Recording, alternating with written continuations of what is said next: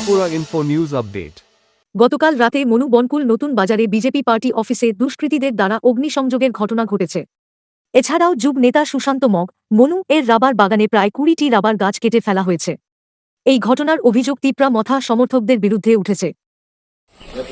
আপনারা অবগত আছেন, গত 17 তারিখ যখন স্বশাসিত জেলা পরিষদের এখানে রেজাল্ট ঘোষণা হয়েছে, এরপর থেকেই আমরা পুরা রাজ্যব্যাপী দেখছি যেসব এডিসি সেক্টর রয়েছে সেখানে যারা প্রথম অবস্থায় আমরা দেখেছি যারা সাধারণ মানুষ ছিল, ভারতীয় জনতা পার্টির কার্যকর্তা ছিল, তাদের উপর কী ধরনের অকথ্য অত্যাচার, বাড়িঘর হামলা, ফোনে হুমকি, সেখানে পয়সা চাওয়া, সব কিছু চলছে।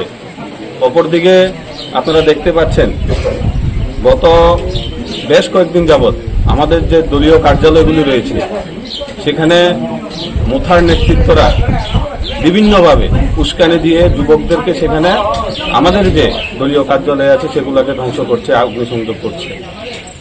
যেখানে মহারাজা প্রদ্যুৎ কিশোর যাদের সুপ্রিমো, উনি বারবার বলছেন থানসা, আজকে একটা গড়িয়ার দিন, গড়িয়া পুজো হচ্ছে, জনজাতিদের আবেগের বিষয়।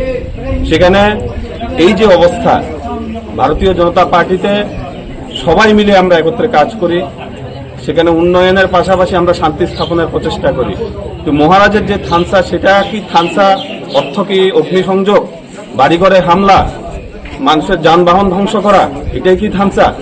কিন্তু আমরা অনেক সহ্য করেছি, আমরা কিন্তু এবার তার পাল্টা দেওয়ার জন্য, পরিষ্কার কথা, তার পাল্টা দেওয়ার জন্য আমরা প্রিপারেশন নেব।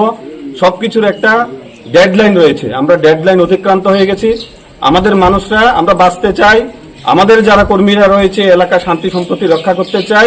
এর জন্য যদি কোনো ধরনের ডিসিশন নিতে হয় আমরা কিন্তু সেটা নেব। আমরা আর মার খেতে পারবো না। আমাদের কার্যালয় একের পর এক ধ্বংস হচ্ছে, সেটা আমরা আর মেনে নেব না।